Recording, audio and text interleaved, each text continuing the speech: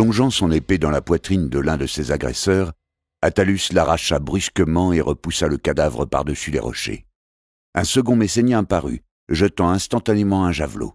Le champion l'évita et le projectile se planta dans le dos d'un Corinthien luttant aux côtés de Casque. Retrouvant son équilibre, Attalus bondit sur l'homme qui l'avait pris pour cible, mais ce dernier se replia aussitôt. « Venez, fils de putain !» s'écria le Macédonien. « Où vous tairez-vous » Les Messéniens refluèrent en menant leurs blessés avec eux. Attalus fit le tour du fortin de rochers afin de voir dans quel état se trouvaient les défenseurs. 3 Corinthiens étaient morts, 4 autres gravement blessés.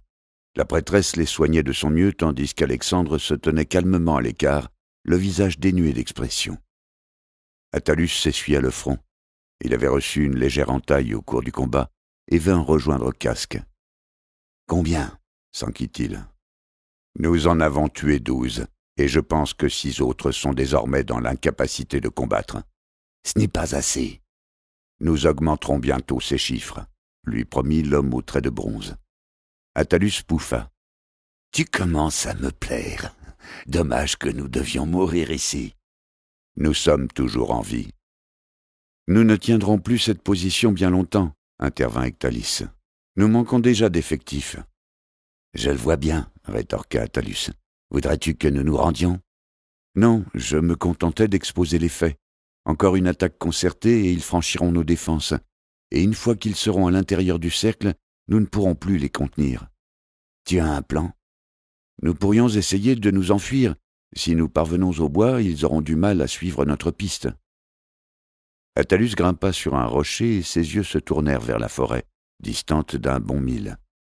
Elle était si proche et pourtant elle aurait pu se trouver de l'autre côté de l'océan, car plus de 30 cavaliers les attendaient en dessous, et leur monture de latiqués était bien plus rapide que les petits chevaux macédoniens ou corinthiens.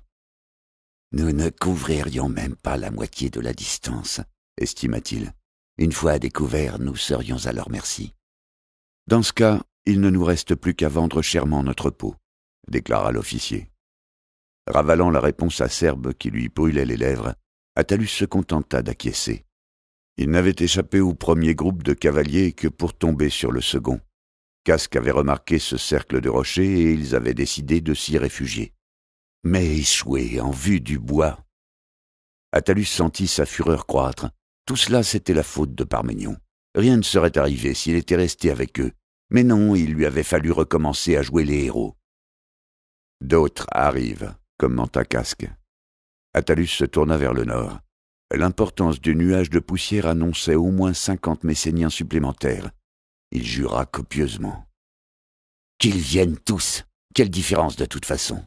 Les 30 premiers étaient déjà trop pour nous, alors qu'ils soient 80 ou 200. » Les Messéniens qui les assiégeaient attendirent leurs camarades, et Attalus vit les 2 officiers s'écarter de leurs hommes pour discuter stratégie. Le soleil commençait à se coucher, et le ciel prenait une teinte cramoisie au-dessus des montagnes. Théna approcha du champion. « Je vais conduire Alexandre jusqu'à la forêt, » lui dit-elle à mi-voix. « Vous vous ferez capturer. »« Ils ne nous verront pas, » lui expliqua-t-elle d'une voix lasse. « Mais je ne peux faire de même pour toi et les autres. Mes pouvoirs sont quasiment épuisés, et je n'aurais de toute façon jamais pu dissimuler un groupe aussi important. » Attalus se détourna d'elle et laissa libre cours à la fureur qui l'envahissait. « Fais-le » cracha-t-il. « Emmène-le et sois maudite. » Elle resta quelques instants immobile, puis alla retrouver Alexandre, qu'elle fit monter sur le dos de l'un des chevaux avant de se hisser en croupe. Les Corinthiens la regardèrent en silence, mais Casque vint se camper devant elle. « Où allez-vous » lui demanda-t-il. « Dans la forêt. Personne ne nous arrêtera. »« Le garçon est important pour moi. S'il venait à être perdu, je mourrais sans passer. »« Je sais, mais sa destinée est plus grande que ton désir. »« Pas pour moi, madame. »« Dans ce cas, il ne te reste plus qu'à choisir, Casque, » lui dit-elle sereinement. « Si tu tires ton épée pour me stopper, tu livres l'enfant au roi démon, car vous ne tiendrez pas cette colline contre les soldats qui vous entourent. »« Ce n'est pas faux, » concéda-t-il. « Allez en paix, madame. » Il tapota la jambe d'Alexandre. « J'espère que tu mèneras ta quête à bien, petit. Je détesterais mourir pour rien. » Le jeune prince hocha la tête en guise de réponse. Théna tira sur les rênes et le cheval s'engagea entre deux rochers avant de descendre lentement la colline. Attalus, Casque et les Corinthiens regardèrent leurs compagnons avancer en direction des Messéniens, mais ces derniers ne réagirent nullement à l'approche du cheval. Traversant leur campement sans être inquiétés, la jument poursuivit son chemin en direction de la forêt. Attalus sortit une pierre à aiguiser de sa bourse de ceinture et se mit à affûter son épée. « Au moins, l'ennemi n'aura pas ce qu'il désire », commenta Casque. « Quelle consolation !» railla Attalus. « Es-tu toujours aussi désagréable ?»« Seulement lorsque la mort est proche. »« Je le vois. Tu sembles convaincu que nous ne pouvons que perdre, n'est-ce pas ?» Attalus se retourna brusquement. Sa fureur était telle qu'il se sentait prêt à commettre une folie. Puis il vit l'air moqueur de son compagnon et sa colère le quitta. « Un pari, cela te dit ?» demanda-t-il avec un franc sourire. « Lequel ?» voulut savoir Casque. « Celui qui tue le plus de Messéniens l'emporte. »« Que veux-tu parier ? Je n'ai pas d'argent sur moi. »« Moi non plus. 1000 pièces d'or te conviendraient-elles ?»« Tu en as déjà tué 3 et moi 2 seulement, » fit remarquer Casque. « Remettons les compteurs à 0. »« D'accord, tu es partant ?»« Plutôt 2 fois qu'une. »« Les revoilà !» hurla Ectalis. La prêtresse arrêta sa monture en pénétrant sous les premiers arbres. Alexandre ne disait rien, mais sa tension s'exprimait par une extrême rigidité. Elle tenta de sonder son esprit. « Laisse-moi tranquille, » lui ordonna-t-il. Il accompagna son instruction d'une décharge d'énergie si puissante que Dérae faillit tomber à terre. Des bruits de sabots résonnèrent alentour et plusieurs centaures jaillirent des fourrés, l'arc à la main et la première flèche encochée. Leur porte-parole s'avança. Il avait une barbe blanche et une longue crinière de même couleur. Son torse cuivré se fondait harmonieusement dans sa robe alezane et sa queue touffue était plus immaculée que les nuages. « Bienvenue, Iskandar, fit-il. Je me nomme Mestipan. Suis-moi et je te conduirai au portail des géants. »« Non, répondit le garçon. Crois-tu vraiment que je pourrais ramener l'enchantement alors que mes amis et défenseurs se font massacrer tout près de nous ? Vous suivez la bataille depuis le premier instant, je le sais, car mes pouvoirs sont immenses.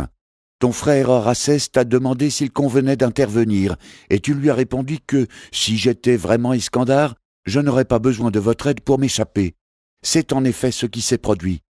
Mais vous allez désormais obéir à mes instructions. » Rouge de colère, Estipan se cabra et ses sabots avant retombèrent par terre dans un bruit de tonnerre. « Tu n'as pas d'ordre à nous donner, s'indigna-t-il. Tu es ici pour accomplir ta destinée. »« Oh non, rétorqua Alexandre. Je peux juste permettre à votre destinée de se réaliser, mais avant cela, il vous faudra mériter mon amitié par vos actes. Commence par ordonner aux tiens d'attaquer les Messéniens, et si tu t'y refuses, je retourne mourir en compagnie de mes amis, et je ne reviendrai jamais, Estipan. L'enchantement se flétrira, et toutes les créatures qui en dépendent périront les unes après les autres. » Le centaure hésita et tous ses compagnons se tournèrent vers lui, attendant sa décision. « Si tes pouvoirs sont aussi grands que tu le prétends, pourquoi n'as-tu pas sauvé tes amis toi-même » demanda-t-il enfin. « Pour te tester, » siffla méchamment Alexandre. « Mais assez de palabres. Ramène-moi là-bas, Théna. Ma quête est terminée. »« Non. S'il le faut, je t'emmènerai au portail par la force, » rugit Estipan. « Tu crois ? Essaye un peu, pleutre, et tu sentiras la caresse de la mort. »« Je ne suis pas un lâche. »« Je t'ai dit que seuls tes actes pouvaient me convaincre, Estipan. Tes paroles n'ont aucune valeur. Montre-moi que tu es digne de recevoir mon aide. » Le centaure se cabra de nouveau.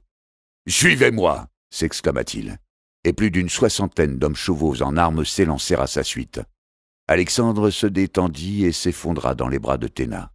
« Je suis si fatigué, » murmura-t-il. La prêtresse mit pied à terre et allongea le garçon sur le sol. Il s'endormit en quelques secondes. Théna en profita pour se tourner vers la colline. Les soldats qui s'affrontaient sur ces pentes avaient l'air de fourmis à cette distance, mais les centaures se rapprochaient rapidement. Faisant appel à ses pouvoirs, elle contacta Attalus. Elle fit toutefois attention de ne pas lui parler, car il luttait désespérément contre plusieurs adversaires et la moindre distraction pouvait lui être fatale.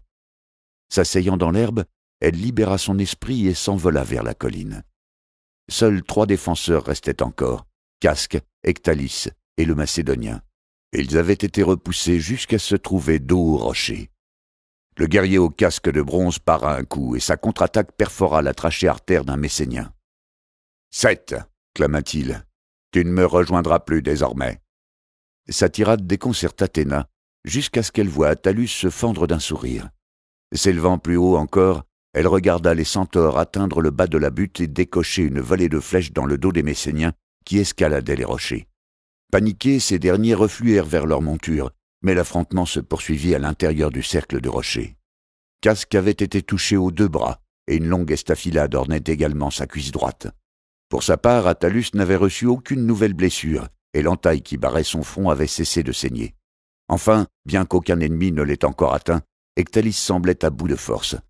Attalus bloqua une attaque imprécise et renversa son adversaire d'un coup d'épaule. L'homme tomba, mais le Macédonien dérapa sur une flaque de sang et s'affala à sa suite. 2 soldats se précipitèrent sur lui pour l'achever au sol. Ectalis les intercepta, tuant le premier en lui perforant l'estomac, mais la lame de l'autre s'abattit sur sa nuque, le tuant instantanément. Attalus effectua un roulé-boulé et se releva pour reprendre le combat dos à dos avec Casque. Un nouveau Messénien se ruait sur lui, mais une flèche se ficha dans sa tempe. D'autres traits sifflèrent alentour et les agresseurs survivants s'enfuirent en lâchant leurs armes. Casque chancela, mais Attalus lui prit le bras. « Combien » voulut-il savoir. « 9, et toi ?»« 6, » répondit le champion de Philippe. « Je te dois 1000 pièces d'or. Je me contenterai d'un verre de bon vin rouge et d'une femme à la peau douce. » Un centaure à la longue crinière blanche s'avança vers eux en prenant garde de ne marcher sur aucun cadavre. « Iskandar nous envoie, » leur apprit-il. Les yeux d'Attalus se posèrent sur la dépouille d'Ectalis. « Vous arrivez un peu tard, » répondit-il sombrement.